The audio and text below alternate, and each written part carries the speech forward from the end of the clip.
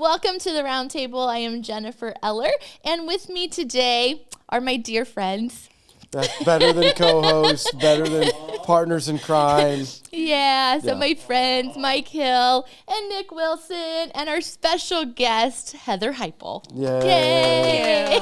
Mrs. Hiple. Mrs. Hiple. Yeah, we've called her that forever. I know. Why? Huh? Why?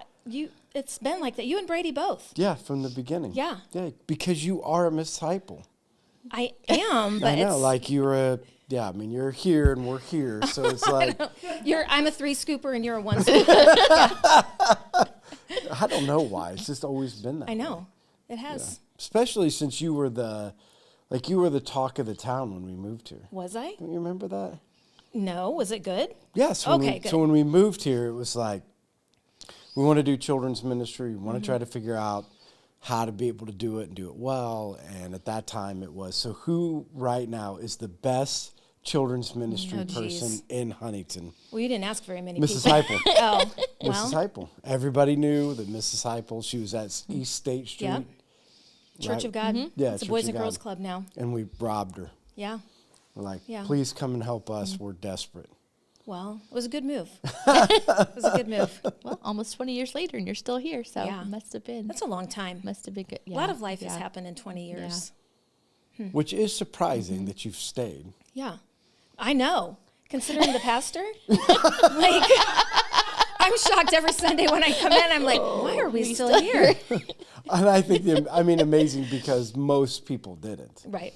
Yeah. Most people were like, they came in the beginning and helped out in the beginning. Yeah. Very few people that are on the church plant team, although some people are back. Yeah. Yeah, people that were in the beginning on the church plant team, and then they were like, you guys are terrible. Now they're back. Yeah. It's hard. We're not as terrible anymore. No. Starting to figure things out. It only took 20 years. Yeah. Anyway, Okay. Jennifer. Okay, so we asked some questions to get to know you a little bit. Oh, so gosh. sometimes we ask what TV shows you're watching. And so I started thinking when Eric and I first came to the church, Survivor was the biggest thing. I remember you guys would always watch Survivor and talk about Survivor. And so with that being a reality show, do you watch still reality shows? Do you have a You're not still favorite? Survivor?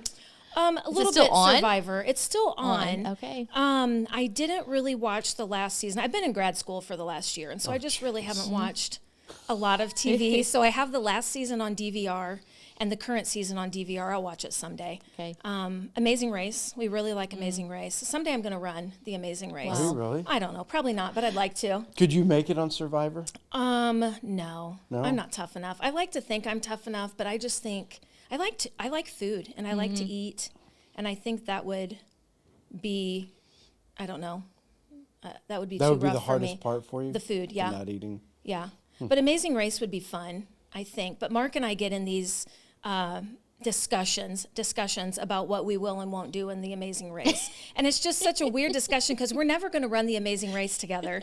And he's like, well, if we're going to run it, then you're going to have to do A, B, C, D. You're going to have to. Which one are you? So are you the navigator and he's the driver? Is it? No, like, he's what the are navigator. He's the navigator. He's the navigator. I'd be the driver Okay. for sure. He can navigate like a boss. Okay. 'Cause, I mean, that's what he does for his job. Yeah. So, yeah, he'd be navigator. But we saw one episode once where these people went to take a fast forward, and they had to participate in some ritual. Well, they had to shave their heads, and the girl wouldn't shave her head.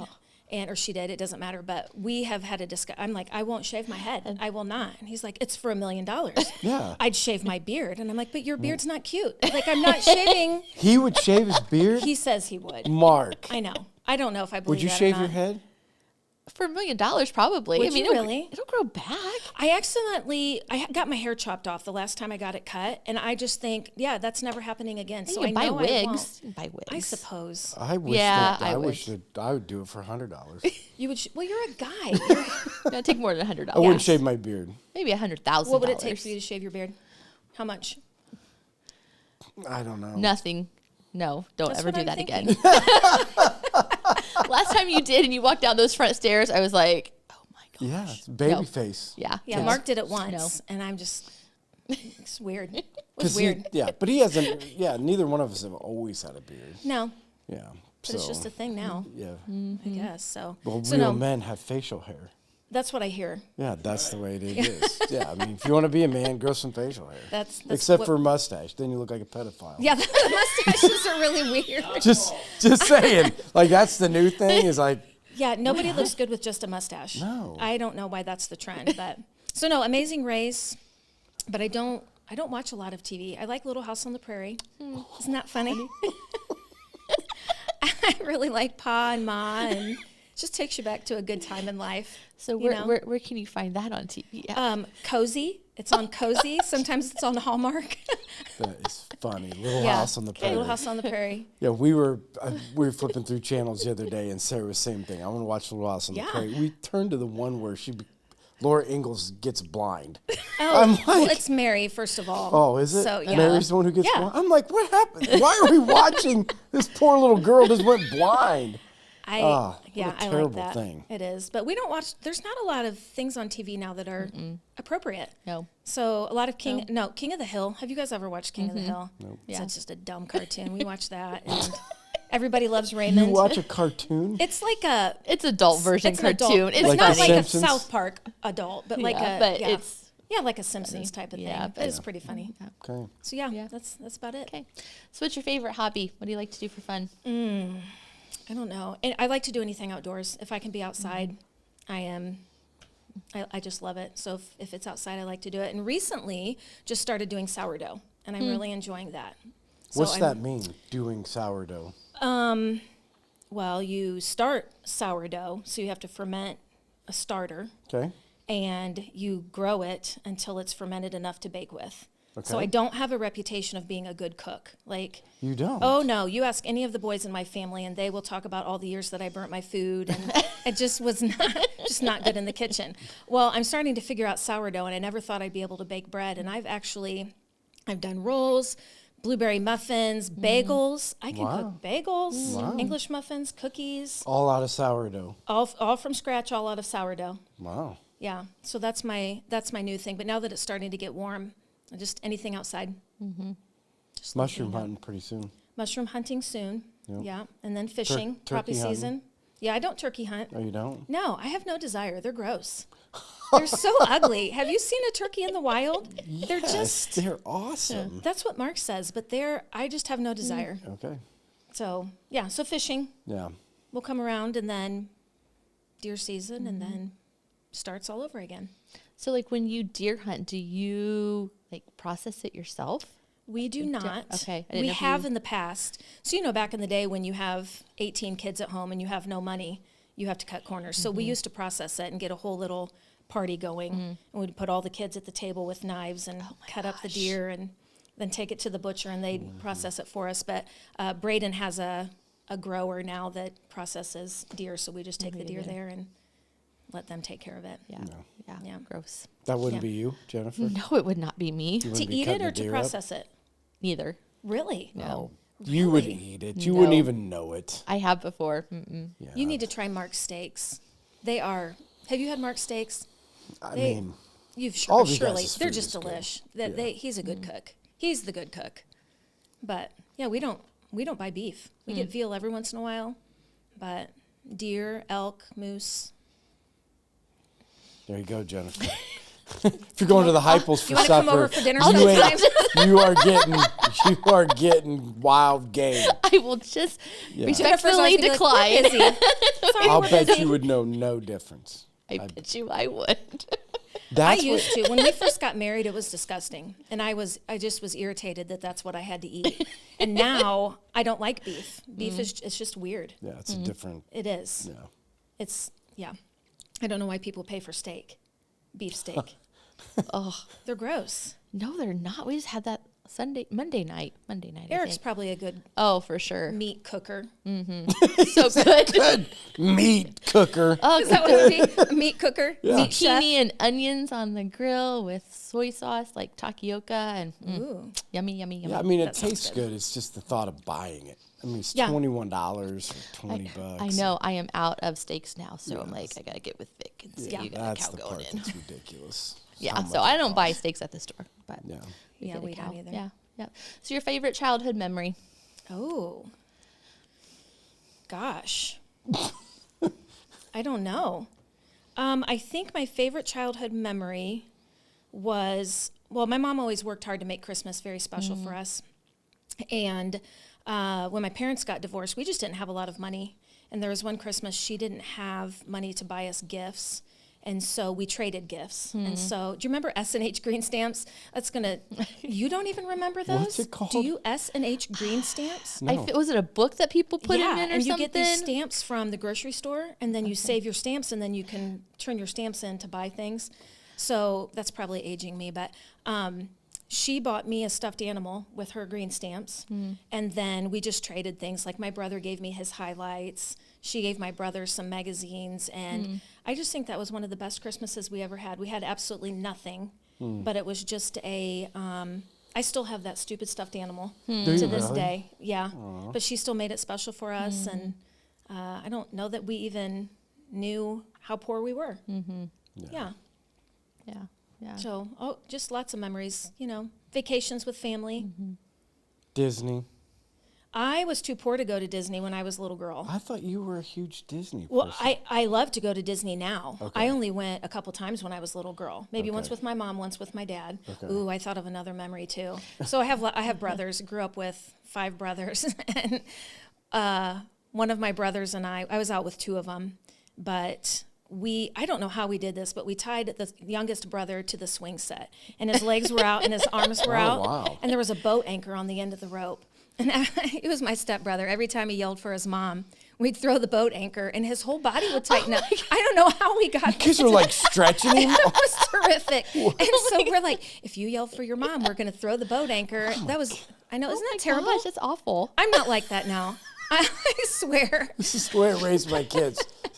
And I'm involved in children's ministry now. I know. Well, I want to say maybe you're kind of like that, because I know you're a practical joker with my husband when you would go on mission trips. So you've got a little orneriness in you still. I do. So, yeah. I do, definitely. I still owe him, though. You do. Because the last one, what was that, a possum? He laid a dead possum at my door, my car door, after church one day. I don't even know. It was hot and smelly and...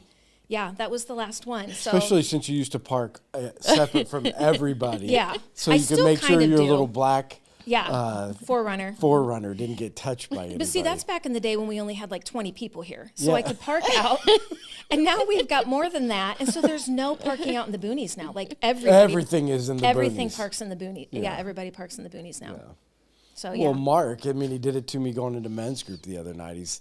Mark used to come in here when there was nobody in the church. And he would hide. So he would hide upstairs in the dark. Yeah. And I'd come walking out of my office. He would grab me. No wonder you're so jumpy and I scare you sometimes. I'm the only person. I used to be the only person in here ever. It was dark upstairs. Mark would come in because he was the AT&T guy. But I don't even think he was working on the phone. I think he just came in to hide underneath the chairs until I come walking out. Do you remember the time he hid in the electrical closet on this side? And he about passed out. I did. The top of my head went numb. The whole top of my head went numb. He comes out, he's like, and I'm like, the top of my head was like, I'm like, I'm gonna have a heart attack. Yeah, he does. He still does that to me. We've got these stupid little. Have you seen those little? They're like Frisbee things, but you can kind of twist them and fold them up, and they're compact. But he hides those. Well, we both do now, but he'll hide those in a drawer. So I'll open up the drawer and it'll pop in my face, or he'll even do it in the bedroom door, and he'll be asleep at night. I'll open the door and it'll pop, and he'll just start giggling just because it wakes him up. But. Yeah, he still thinks he's funny. Yeah. But he told me he got you at men's group. Oh, he did. And again, the thing is that I swear every time I get scared. So I'm like, are you just trying to get everybody to know that I cuss? Because as soon as you say it happened on the trip. Like, we were out hiking. We just got back from Hocking Hills hiking, and the kids, they hide all over the place to scare me, and then they videotape it, and they think it's the funniest thing ever. And then watch it, and I'm like, Mark, seriously, you got all these guys from church out here, and you're scaring the crap out of me, and it's language comes out of my mouth that probably shouldn't when you scare me. He gets a kick out of that. He thinks he's hilarious. Yeah, no, it was, he got me again, like always. Doesn't take much. Yeah, That's the thing. No, it really doesn't. That's why it's funny. It doesn't take much. Emma's the same way, your daughter-in-law. Yeah. She was at the copier one day, and she had her back to me. We both work at Riverview. she had her back to me, and I just came in and I was like, Emma. And she's like full blown, I can't even do it in the microphone, full blown blood curdling scream. She's like, and turned around, and if I knew she was going to react that way, I would have. Yeah, just keep doing it. Oh my gosh, I would have done way worse than that. So now I know. Now I know. Yeah. That is so funny. Yeah, it's hilarious. Yeah. So you've always lived in Huntington, right? Pretty much. I moved here when I was in high school, maybe a freshman in high school. I grew up in Fort Wayne. Okay. And then my mom got remarried, and I moved to Huntington, and I've been here ever since. Mm-hmm. So was the East State Church of God like the first church you ever went to? Is that where like Nelson's family went to, or? No, I went to church in Fort Wayne for the longest time. And then, you go away to college and lost touch with youth group and church. And then Mark and I started going to, I think, Bethel United Methodist across the river. That little church? Yeah, very little church. And then we just went on our own to East State Street. And I don't even know what made us want to go there. Maybe I had some people that I knew there. And then went from East State Street to Life. So. Yeah, but you were a part of, again, I mean, I don't know how far, I think, because I'm messing your story up with somebody else's. Maybe. But, I mean, you went to the Calvary Temple Church. Oh, yeah. Right, when the Panos were there. Oh, yeah, that's my story. The Panos. Yeah. Don't you remember any of these stories? Yeah, it so, was... Heather can share. Again, from my personal opinion, I think it was kind of a weird... It was. Cultish? I would say, yeah. Maybe that's not the right word. That might be a little extreme.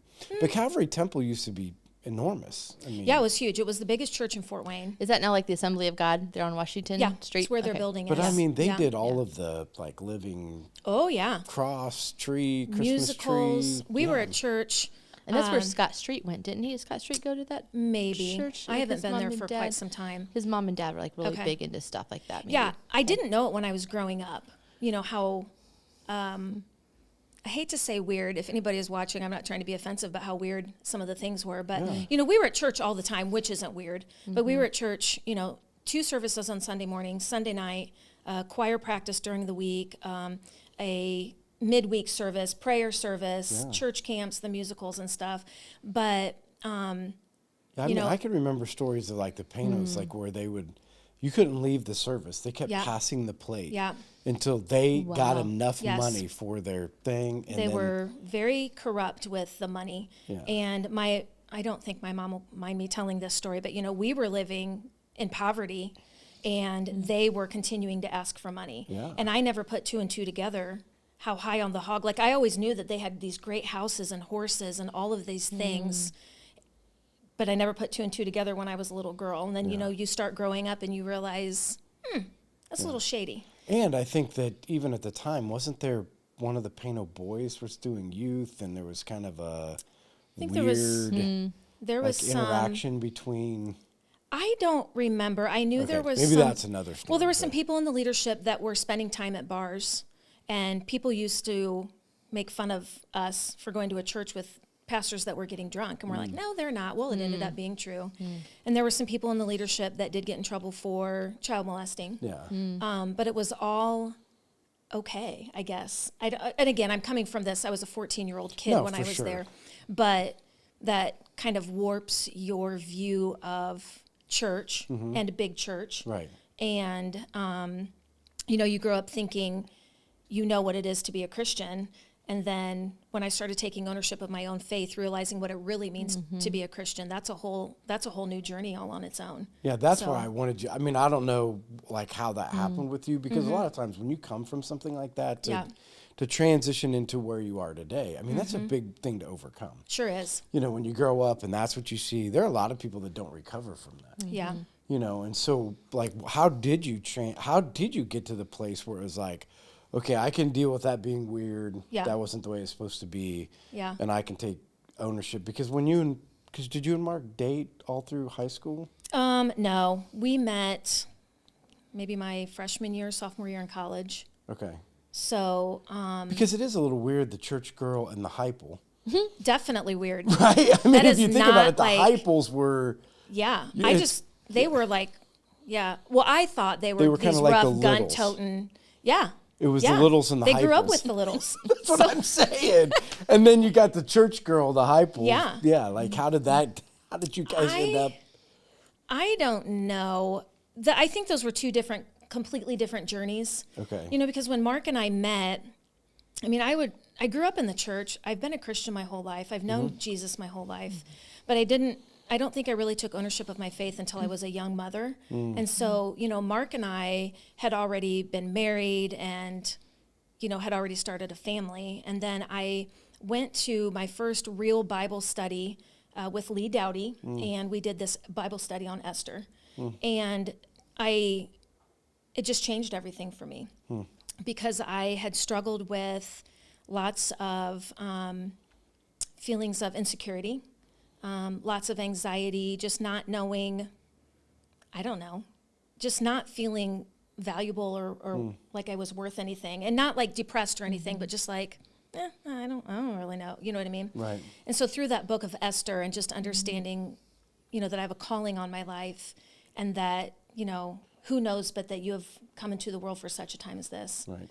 And that I was really impacted by, when Mordecai talked to Esther and said, how do you know that this isn't what God has called you to do? And you might choose not to save the entire Jewish population, but if you don't, somebody else will. But just telling her, like, you have a purpose in your life, and it's something great. And it just, it just awakened something in me to realize how loved I am by God and how I really do have a calling on my life, and the gifts that he's given me I can use for him and to further his kingdom. And that was just the start of it. And it's just been just a journey of, understanding those things and growing in my faith over the last, 20 years or so. Still growing in my faith, right. But realizing through Bible study what the Bible really says, or, who God really calls us to be, or, when you grow up in a church like that, maybe it was just me, but I felt like God was this being this guy that was like, everything I did, you're stupid, you're wrong, you're going to go to hell. And then you'd be like, please, Jesus, come into my heart. And then you did something wrong again and you're going to hell again. And it was just this terrible cycle. And realizing that, I'm sealed and I've got Jesus in my heart and he loves me and he forgives me. Right. And I'm not good enough. I'm not good enough to go to heaven. Right. But, he's redeemed me and has given me a calling. So I just think that was the catalyst for me taking ownership of my faith and just really seeking the Bible and what it really says about and who I am. And so at that time, because again, I'm just trying to remember all of like history stuff whenever we first met you guys. Because, and then at that point, like through that, is that how you got into children's ministry? No, I was in children's ministry. I've been in children's ministry forever. Okay. Forever. Okay. Yeah. So, I mean, like I said, I've always been a believer. I've always believed. I just maybe just didn't know the truth. Yeah, but I think at the time, like, at least this is what Gary Newton told us. So Yeah. Gary knew you from somewhere. Yeah. And Gary's like, well, she really has a heart for the downtown. And the Definitely. kids from the downtown, the kids that can walk here, and that's Definitely. that was part of what we wanted is that we wanted to stay here. Yeah. So that we could get kids that walk. And it's funny because kids still walk here. Right. They do. From even in middle school. They Kids do. from the middle school still walk and are a part of that. But then when you first came on and you were a part of it, I think this is right. I don't know. Okay. But wasn't it at the time too that Mark was kind of like somewhere in the middle of like where he fit in it all? Because I could just remember like we were getting ready for everything, and not that he wasn't a believer. I just don't know how much how excited he was about church. Yeah. Like, I think he loved Jesus. I just don't know how excited, because I can remember praying for Mark in the beginning when we first started, because Mark was my first men's group here. Yeah. So Mark and Chad, Eric Good, Rocky Baldridge. Yeah. I know Rocky. So those are all like in the beginning. That was the first men's group we ever did. Yeah. And it's funny because now Mark is in this one. Yeah. And, it's just kind of a full circle. Yeah. It's really beautiful. Well, I guess it's not beautiful because we're talking about men. So I don't know what it is with men. But yeah, at the beginning, I was all in. I grew up in like I was all in at church. Right. We were all in. His family was just like, if you want to go, go. If not, no big deal. And he knew Jesus. He's loved Jesus, but not really not really involved in church a lot. And then his work schedule changed, and they started working on Sundays. And so then I don't even know how many years I brought the boys by myself and came to church by myself. And then he changed jobs. And yeah, that's just been it's been a great 2 years. Yeah. He's been able to come back to church and went on a missions trip. We went on a missions trip together, which was phenomenal. And he's kind of, even though he jumps out and scares people, he really is kind of introverted. He doesn't really like to mingle a lot, you know what I mean? But made some friends on the mission trip, and he and Troy think they're bros now, so I don't even know. I don't even know, but yeah. And so men's group, and it's just, I don't know, it's just neat how things, like I said, we're always growing in our faith and always changing, and things have just changed a lot in the 20 years. Well, and I've always said this about you guys. I mean, so you guys were like family to us. Yeah. I mean, when we first came here, we didn't go back for Right. any of our Thanksgivings, and so we would go to your house for Thanksgiving. We'd go to your house for Easter. Like, Yeah. We raised my our kids kids together. called Grandma Susan. Yeah. I mean, that was kind of how we did everything. In fact, the one night, and I mean, if this tells you, I think I've told this story before, but the one night when Josh said, "Hey, I'm coming to your house. We're getting the kids back, and we're calling, like, where do we take them?" Yeah. And we're like, we called you guys and sent half the kids there, and Brady and I stayed back, and you guys kept the kids for the night. We did. I mean, again, it was like people who have can come to church, but also can live out. Yep. I mean, that's what I always thought was so cool about you guys, is Yeah. the heart of gold. And it's one thing to know the truth. It's another thing to live it. Right. You know what I mean? It's another thing to say, I'm willing to, because again, nobody knew at that time. I mean, Josh was nuts. I called the prosecuting attorney and said, listen, I might shoot him. If you can imagine that being on the front page of the paper. Well, we turned out all the lights. We took all the kids we took all the kids' phones. Yeah. Turned them off. And I don't know if you remember this, but we all sat around. One of the girls was on the couch in a fetal position. It was a scary night. And so, and we barely knew the kids at that point. So just trying to build some relationship with them. And I live out in the country, and it's really dark out there, where somebody starts beating on the door. And Mark looks up and he goes, "Everybody go to the basement. Don't come up no matter what you hear." Yeah. So he opens the door. There's Brady. And he goes, Brady, what are you doing? And he goes, "My dad said I needed to come in here and stay here. They're going to be here in here in a minute." So, yeah, we were all scared and whatever. But I don't know if you guys remember. You spent the night in the basement that night. Do you remember that? Yeah, I mean, a lot of that stuff I remember the moments, Yeah. Because it's, again, when you're in crisis and you can call upon people that, are close to you. So, I mean, I think that's just something we remember, in that. But so in your journey, because I am interested in this, so through all the ups and downs of Life Church, because you've been here in the beginning stages of we're trying to get started, and it's a survival. We don't really know what we're doing. Yeah. We're trying to get it all figured out. Like, what's kept you here? Like, I am interested in that. Like, what has kept you here from the beginning? Because people who have been here a long time have experienced a lot, but people who have been here in the times where we were meeting at our Brampton Road house and sitting in a living room praying about what it would look like, and then trying to figure out how to reach people, and then get into a building that we don't know what to do with, and it's way bigger than what we know what to do with. And so, like, what has kept you here? I think just being on mission, and you've said it from the beginning, and I agree with you 100%. We're just people. And I think a lot of times people will go to a church and expect everything to be perfect. And when it's not perfect, they leave and go find something that they think is perfect, which is, if that's great for them, that's great for them. But I think you just said it within the last few weeks. If you want something and it's not working for you here, maybe you can make it work here. Like, if you want a ministry that doesn't happen here, maybe you can be the one to start it here. And so I just, I don't know, I've loved the people. and I tease you a lot, but I do like your preaching. I wait a second, teasing, this is not how it works.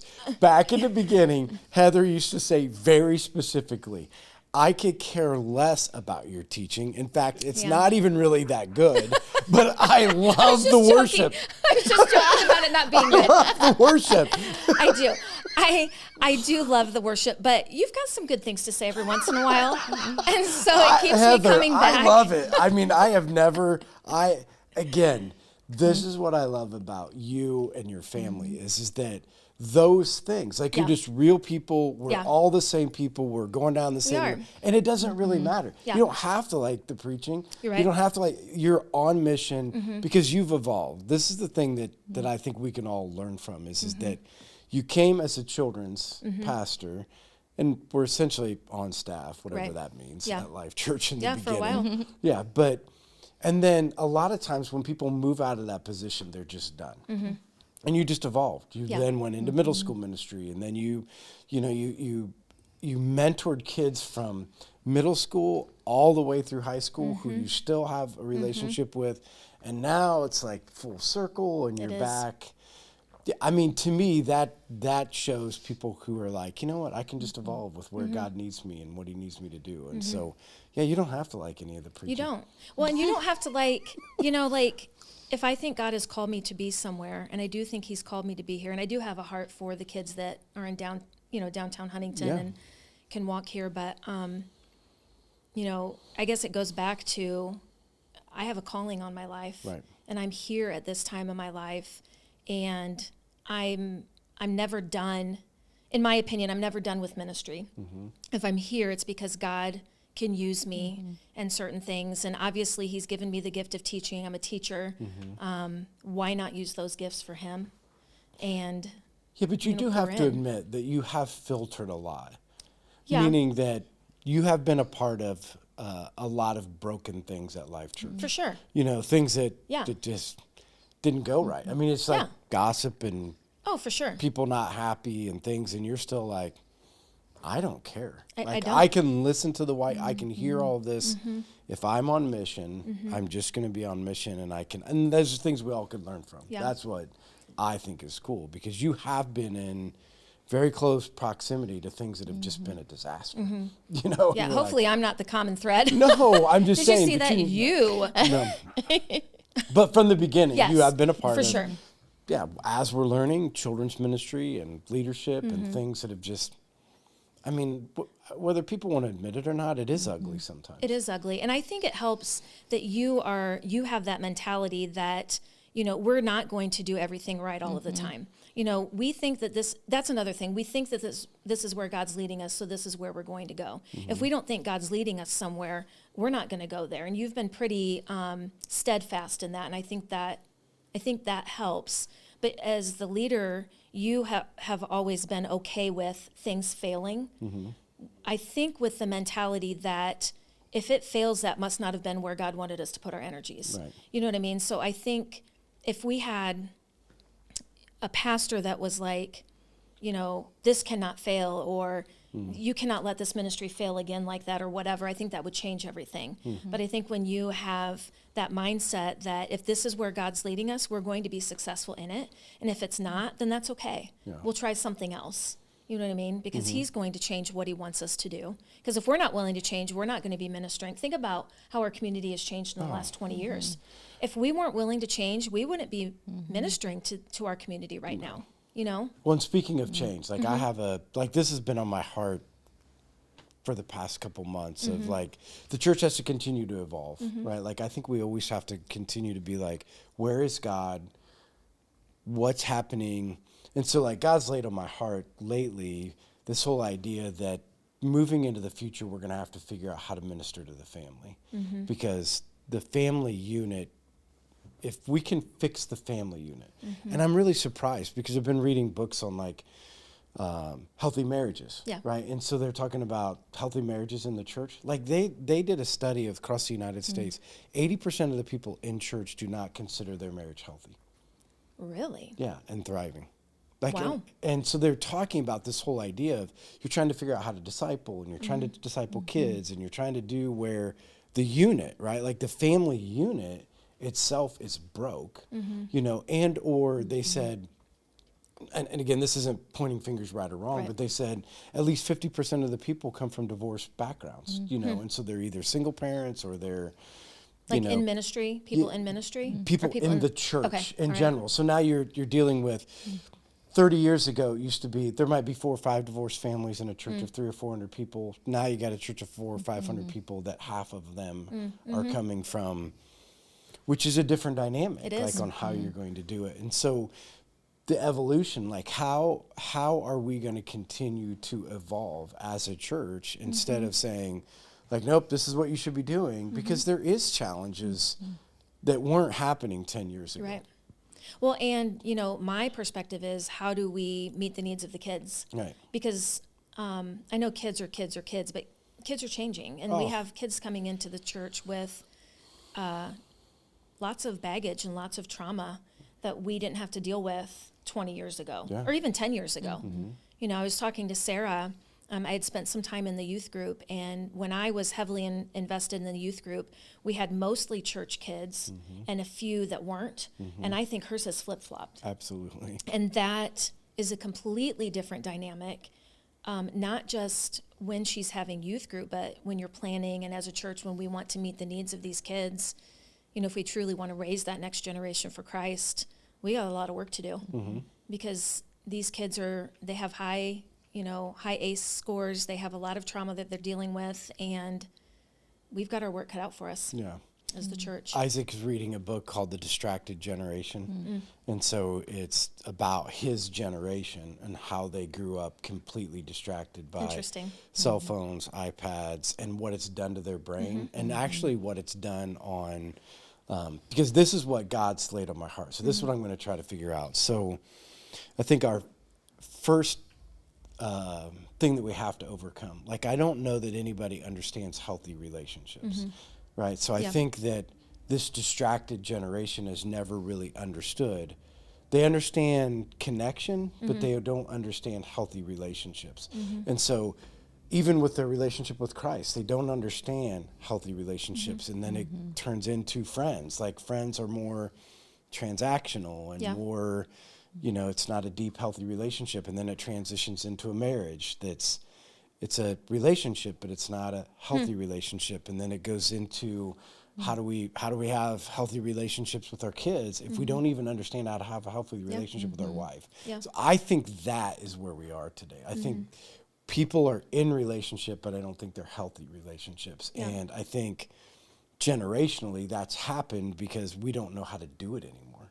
Like, we don't know how to do and there's add in that not only you're distracted, there is trauma and there is other things that go with it. So what do we do? Like, so I'm saying, I think as a church, we're going to have to figure that part out. We're going to have to figure out how to help create healthy relationships and what are healthy relationships and what can we do, to be able to do them. Because last night, so here we are in a men's group, right? I consider them all farmers, hunters. I mean, so we're talking about Taylor's message, Paul and Timothy, like, how do you mentor and what does that look like? There were 3 guys. These are guys that I'm thinking wouldn't even have a phone, said, I have my mentoring relationship online. Like, I have a group of men that mentor me through Zoom, through an online community where, like, I'm like, what? Like, those things don't seem normal to me. Me neither. But this is actually happening where, is it healthy, not healthy? I don't know. But I think we're going to have to start thinking outside of the box on ways to continue to create healthy relationships where people can figure out how to be in relationship with each other. And how are we going to reach people that do have trauma? And how are we going to reach people that do come from a background that's not normal? Yeah. And what does that look like? And so for you who deal with it every day, I'm assuming you still do. I guess I don't even know what you do for a living anymore. I'm still a special educator in middle school. Yeah. I love it. I love what I do. Which is still crazy. It is. In I don't school, even mean that bad, but I hear people that are in special wild. education and it's like... Yeah.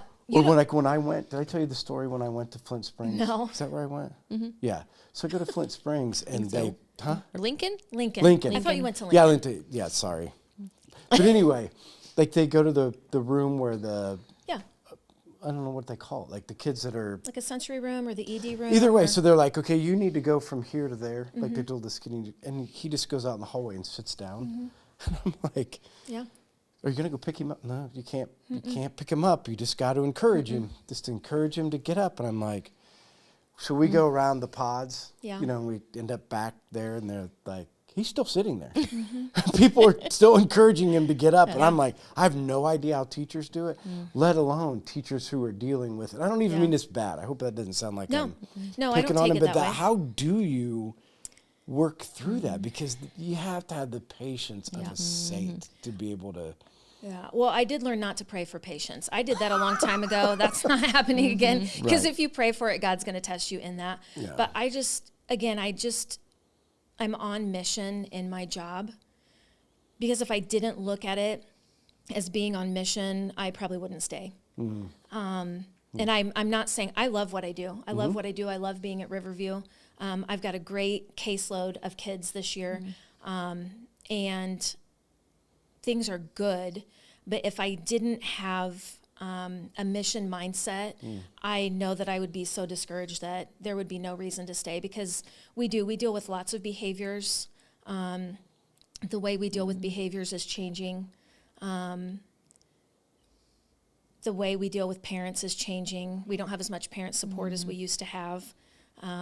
It's just a different beast than it used to be, and it is very frustrating at times. Right. But I guess I just keep in mind that I'm there for a reason, and I just want to love on kids. And I know I can't talk about God, but I want to share. I want to love on them like Jesus would love on them. Yeah, but you're sharing the gospel by loving them. I am, yeah. Without even and saying a word. Just letting them know even that they have value and they have purpose. Right. Like, again, without saying, I don't have to say one biblical word, but there's a lot of kids that have no hope and are hopeless, and you'd be surprised. You know, you think we're in Huntington, it's a small community, we're a bunch of farmers, everybody's great, and that's just not the case. We've got schools full of hurting kids, and so, yeah, I just think it goes back to that mission mindset, because if I were in the mission field in Guatemala, I'd have different difficult things that I, have to encounter, and I have difficult things I have to encounter here in town as well. Right, which I think is a big piece of, you keep coming back to the idea that, I mean, if you go into it with a missional mindset, right? Because when you go overseas or when you go anywhere and you're on mission, you tend to put up with things that you would never put up with before.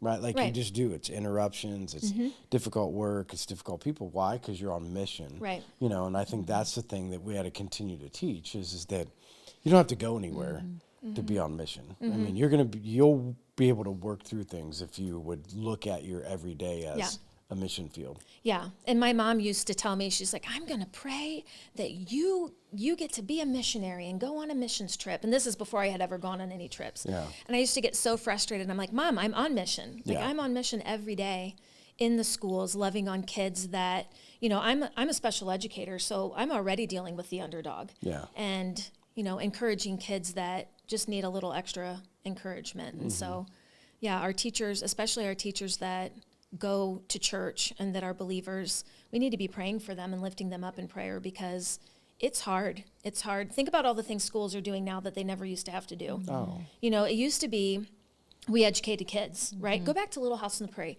Miss Beadle, all she had to do was teach reading, writing, and arithmetic, right?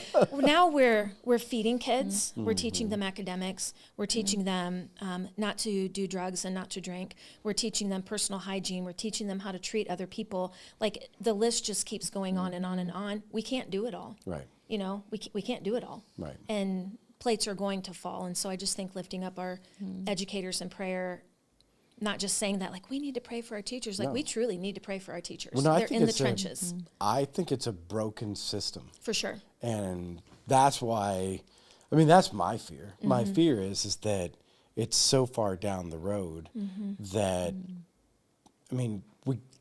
I don't know how to fix the educational system. Yeah. But what I want to hear from you, because we're close to the end already. Okay. So can you give us a thought of, so how can the church respond in ways to be helpful, whether it's in the school system, alongside of the school system, or with kids in general? Like, you've seen both sides of it. What is the church's response because we can't fix a state-educated school. I mean, the school systems Right. are going to be the school systems, and we can come alongside and help, but that's a whole beast That is. I think, like you said, coming alongside and helping. We've got a lot of good things going on in Huntington County Schools. We really do.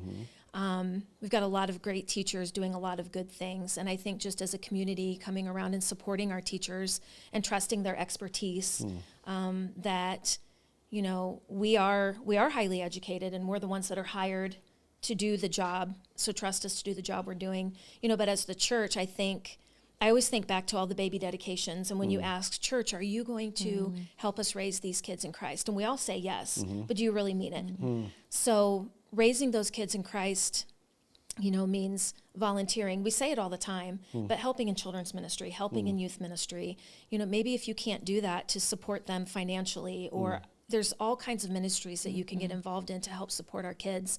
But if we really mean it, that we're going to stand alongside these parents and help them raise their kids, then we have to put our money where our mouth is. Right. And get involved and get your hands dirty. If there's places to volunteer at school, volunteer at school. And, you know, if you're a parent of a school-aged kid, you know, start thinking about how can I help my kid, my child academically at home? How can I help my child behaviorally at home? And I know no kids are perfect, but just building that team. We used to have a teacher that worked at Riverview that said, you know, education is like a three-legged stool, and the school is one of the legs, the parent is one of the legs, and the kid is one of the legs. And if one of us is not pulling our weight, then the stool is always going to be off balance. And I love that analogy. So I just think, you know, if you have school-aged kids, you know, helping keep your child accountable at home as well will go a long way at the school. Yeah. And I think that I think even just the sheer fact, listening to Lexi or listening to the sheer fact of just praying for and encouraging. Oh my gosh. Because for sure. I assume listening to them talk is that there are a lot of days that are discouraging. There are. And prayer goes a long way. I've learned a lot. You know, my niece has been sick for a couple of years, and it seems like such a cheap thing to say, like, I'm going to be praying for you. But it's everything. When you pray for other people and you stand in the gap for them, and, you know, like Moses' friends held up his arms when they were in the battle, you really are holding up the educators and, you know, helping them get through those difficult days. And because not only do you have to have patience, but you have to watch what you do. You have to watch what you say. You have to watch what you email. Like you are constantly, you know what I mean? Constantly. But yeah, that prayer and encouraging words, those are everything. Yeah. Jennifer, any other? Sorry, I do. Just hijacked. No, over. I do. I have a question. Okay. So you've always been a believer in God. Yep. So I want to kind of show people that even though you are a believer in God, there's been times that have been hard or challenging. So tell us an experience that you had, something that you had to truly lean on God to get through. That without Him, it would not have, because it's not a cakewalk. Just knowing Jesus your whole life. Not. I mean, you still have those ups and the downs. Yeah. So. You know, it's hard to just pick one. There's lots of ups and downs in life, you know, and there's times, you guys have both raised kids. There's sometimes in raising kids where you're just in a valley and, you know, your heart longs for them to be at a certain place in life and they're not. And those are probably some of the biggest times that I've had to lean on God and just pray that He will continue to turn their hearts toward Him. And then there's been times, you know, there's the last couple of years my family has had a couple people that have dealt with life or death situations. And, you know, in begging God for healing and restoration, and you see very little of that, it's hard. And it's, you know, like, why are you not coming through? Like I do ministry, I do this, I do that. But like my sister-in-law says, why not? You know, there's nothing in the Bible and nothing that God has ever said that we are not going to walk through those valleys. And sometimes we think that we are entitled to not have to walk through a valley. But I walk through those valleys, but if you can just stand back and look back a little bit and you see God's fingerprints here and there, He hasn't left us alone. Nope. You know what I mean? And then you can look back and say, yeah, I've walked through a valley, but God has been with me through every step of it. I may not have seen Him in it, but He's been there. Yeah. Yeah. Brings tears to my eyes. Because it's true. It is so true. And you can, see God through everything that you do. You don't waver. Yeah. You don't waver knowing that God's going to see you through that next valley that you go through. And he won't. He promises, I will never leave you or forsake you. Right. And the enemy wants to make us think that he's not there. He's not there for you. He does not love you. He does not care about this person. He does not want to heal that person, or you're not good enough. And those are lies. Right. Those are lies. Yeah. And he's there, and I just focus on those little times when he's there, those little times when he's worked something out. My nephew was at Riley almost 2 years ago on death's door. They were talking about organ donation, and he is a lively and vibrant, cute as a button little guy now. God saved his life. His mom got breast cancer, and that was a valley, and she's cancer-free now. Bree Lynn got sick, and she is still very sick, but she spoke. Yeah. And so there's, God's fingerprints are in everything, and you have to focus on those. You can't focus on the darkness and the valleys, because that's where Satan wants your mind. Yeah. Good encouragement. Yes. To leave on. Well, and again, I think that is, the thing that I said it from the beginning, I'll just reiterate it again. We can all learn, if we stay missional, you can make it through a lot. You have to. Yeah. If you can keep your eyes focused, the white noise, the outside things, the distractions of life, the things that happen. If we stay mission focused like you guys have, then, we can be used by God, whether it's on the top, whether it's on the bottom, whether the church is going well, the church isn't going well. Right. Like you can still be a part of making a difference. Absolutely. In the place that you are. So when this comes out, make sure, because this will come out on Facebook, so make sure that you like, share, or comment. That way, if you don't know Mrs. Hiple, she is I think she's usually first service, stage right, back about. They sit in the same seats all the time. If I don't sit in the same seat, the sermon's not as good. Agreed. If I walk in and somebody's in my seat, I'm like, man, what's going to happen? First service in the service, and then second service, I'm in children's ministry somewhere. Yeah, so make sure that you come up and say hi, introduce yourself and get to know you. And again, we just want to say thank you. Thank you from the beginning. Thank you for still being a part of. And again, we still look forward to all of the future things that God, wants to do. Absolutely. So, again, thanks everybody for joining us, and we'll see you guys next week. Bye.